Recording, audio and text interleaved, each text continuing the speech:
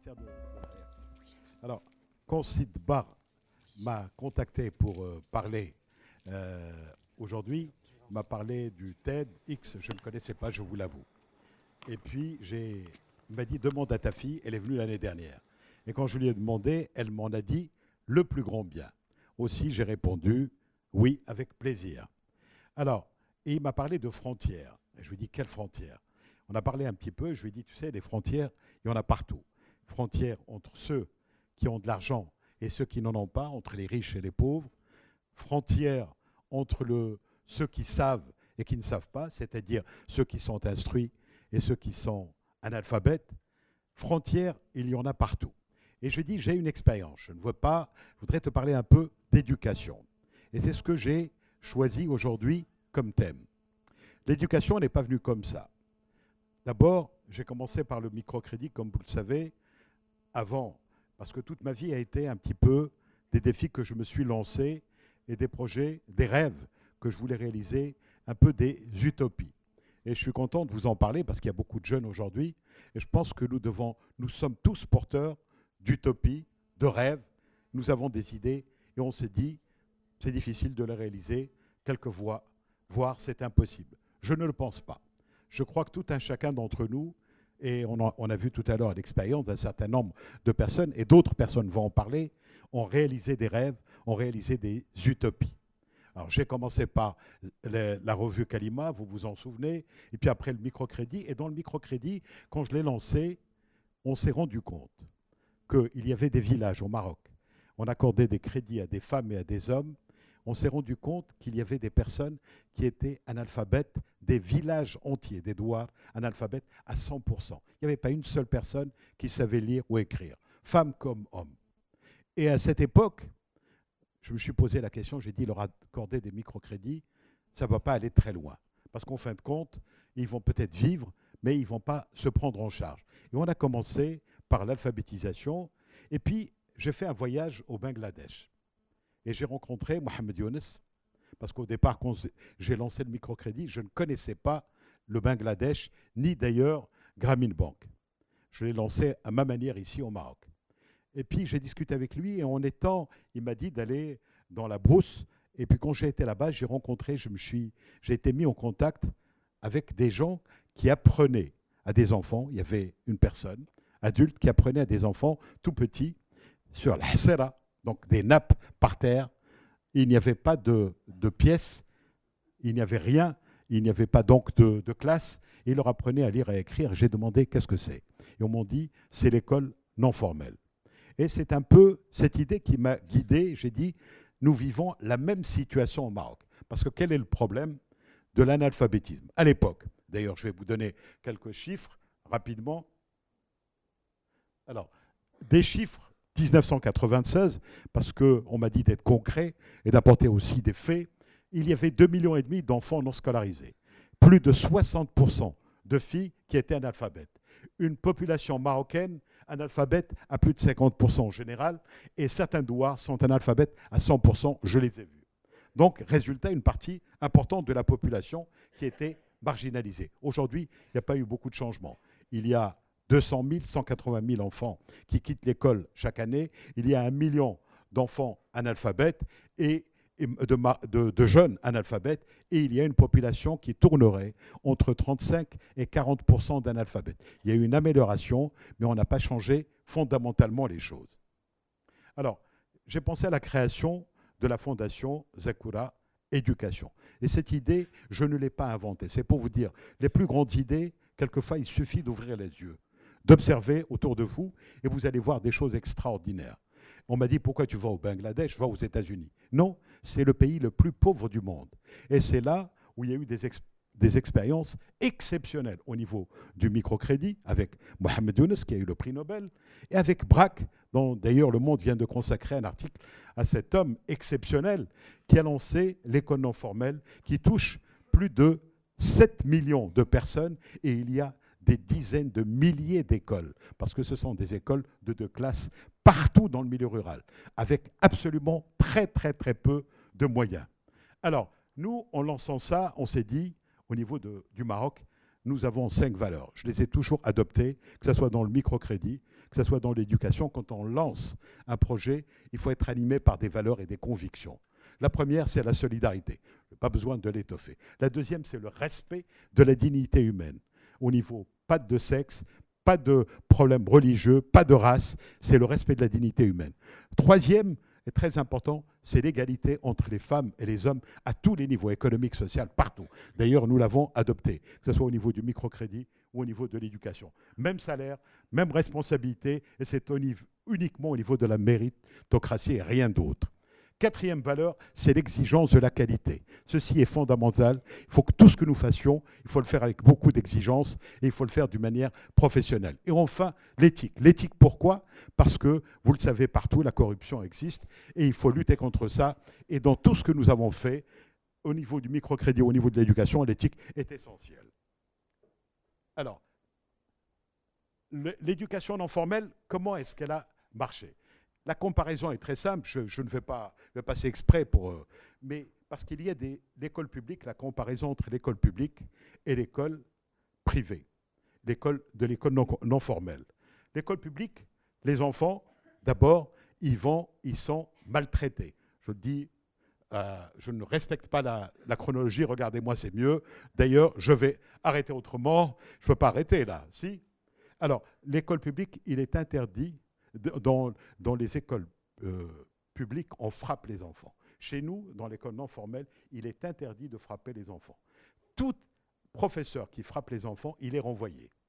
Alors, deuxième chose, au niveau de l'école publique, les enseignants, ils viennent de Tantane ou de Tanger pour aller enseigner à très loin, à 300, 400, 500, 600 km. Ils ne trouvent pas de logement, ils s'absentent souvent, ce qui n'est pas le cas de l'école non formelle. On engage l'enseignant dans le douar où il y a l'école. Donc, il est à 10 mètres. On l'appelle l'animateur. Alors, dans l'école publique, on enseigne toute la journée. Ça n'est pas possible dans le milieu rural. Parce qu'un enfant, c'est exactement au Bangladesh, dans tous les pays pauvres du monde. L'enfant est une force de travail pour ses parents. Alors, qu'est-ce qu'on fait? Il enseigne, on lui donne un enseignement de 3 heures, le reste du temps, il va travailler avec ses parents. Il est interdit de donner un devoir à faire à la maison. Vous me direz, mais comment avec 3 heures? Et l'enseignement dure 3 ans. Comment faites-vous pour que ces enfants arrivent au collège avec le même examen que celui qui est donné donc pour l'école publique? Eh bien, tout simplement parce qu'ils travaillent dans le plaisir, parce qu'il y a le chant, la musique, le théâtre. Dans ces 3 heures, il y a tout le temps, une demi-heure par jour, où ils font du théâtre, de la musique, du chant. Il est interdit de les frapper. Ils prennent plaisir à aller à l'école. Ils ne font pas devoir chez eux. Donc, ils ont très envie de suivre le cours. Et ça marche très bien. Les résultats sont absolument époustouflants. Alors, voici un témoignage d'un enfant. Et ceci, c'est important, je vais vous le lire. Quand j'ai quitté l'école publique, j'avais 7 ans et je ne voulais plus aller à l'école parce que l'instituteur me battait. Très souvent, c'était une des raisons qui revenait le plus souvent. Alors, ma mère avait peur que je ne devienne délinquant. Comme plusieurs jeunes du douar, aujourd'hui, je vais à l'école de la Fondation Zekura et j'apprends à devenir un homme. Il a envie de devenir un homme. Et donc, c'est tout à fait une autre façon de voir le monde. On s'est rendu compte qu'il ne fallait pas du tout les prendre uniquement à l'âge de 7 ans, 8 ans en avant, parce qu'on prend des enfants dans les écoles non formelles à partir de 7, 8, 9 ans. On peut les prendre jusqu'à 12 ans, 13 ans, 14 ans, 15 ans. Parce qu'ils quittent l'école publique, ils restent pendant 3-4 années à ne rien faire, ils oublient ce qu'ils ont appris. Donc, ce sont des enfants qu'on reprend après. Alors, pour le préscolaire, on a créé donc tout ce qui vient avant, pendant 2 ans, et on a des résultats absolument époustouflants au niveau du préscolaire. Et on s'est dit, il ne faut pas rester uniquement s'occuper des enfants, il faut aussi s'occuper des adultes. Et là, on a fait l'école communautaire, c'est-à-dire l'alphabétisation communautaire, qui a touché quand même des dizaines de milliers. Je vous donnerai les chiffres après, plus tard, pour l'ensemble.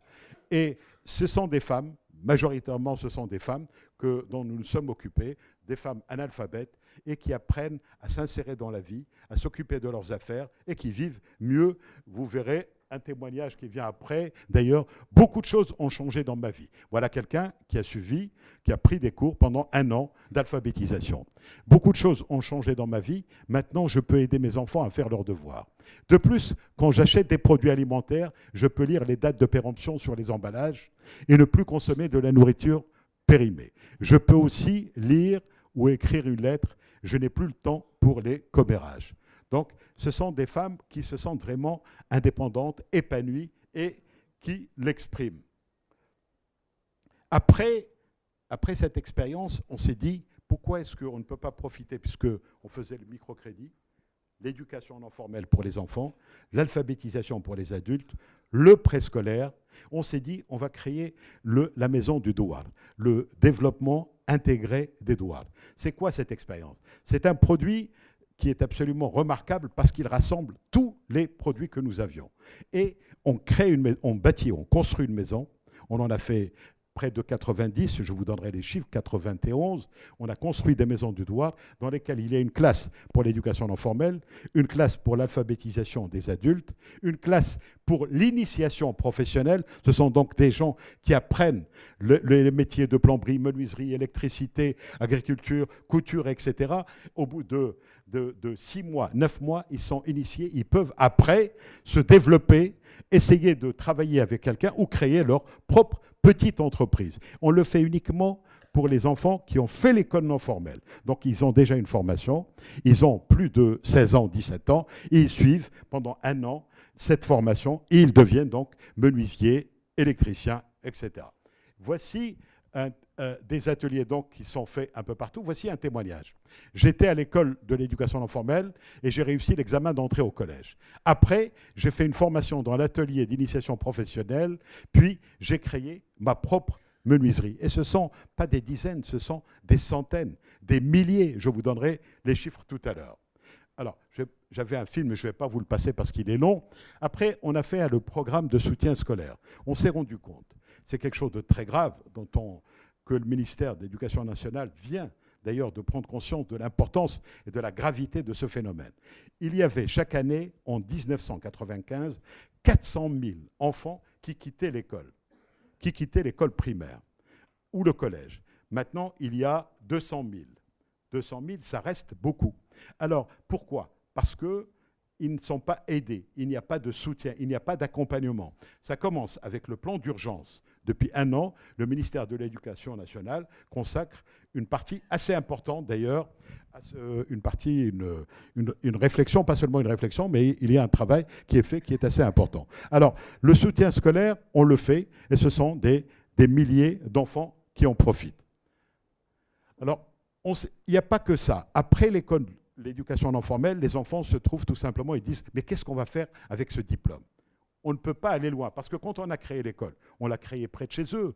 Ils n'avaient pas à se déplacer, parce qu'avant, ils avaient 7, 8, 10 kilomètres à faire. Les parents disent aux filles de ne pas y aller. Alors que maintenant, il faut y aller. Et comment y aller? Eh bien, écoutez, il faut une bourse. On leur donne une bourse pour le matériel, pour les habits, pour le transport et également pour qu'ils puissent vivre un petit peu au niveau de l'internat. Ce sont donc des milliers, des centaines de bourses qui ont été accordées. Alors, donner du rêve aux enfants. Il n'y a pas que le microcrédit, l'éducation et tout, il y a le rêve. Et le rêve, c'est quoi? C'est l'épanouissement de l'individu. Et on a commencé par le théâtre. Et je ne vous dis pas que ce sont des troupes qui ont été créées partout au Maroc avec des jeunes et qui ont monté des spectacles qui ont été donnés. On a fait un festival national à Casablanca et on a eu plus de 40 troupes de petits enfants, parce que le microcrédit aussi, il avait un festival à côté de théâtre, des enfants qui n'ont jamais été au théâtre et qui ont monté des spectacles sur des pièces ou des scènes qu'ils ont jouées eux-mêmes sur la corruption, sur les métiers d'avenir, sur les problèmes d'éducation entre les parents et les enfants, et ça a donné des spectacles assez remarquables qui ont été faits. Voici un témoignage d'une petite fille, d'ailleurs, c'est un des costumes, où elle dit « Je ne connaissais pas le théâtre jusqu'au jour où la Fondation nous a appris à jouer. » On n'a pas la télévision à la maison. Ils n'ont pas la télévision puisqu'il n'y a pas d'électricité. On a adoré jouer. On ne pense plus qu'à recommencer maintenant. C'est une fille de 12 ans qui a joué, regardez, c'était absolument épatant.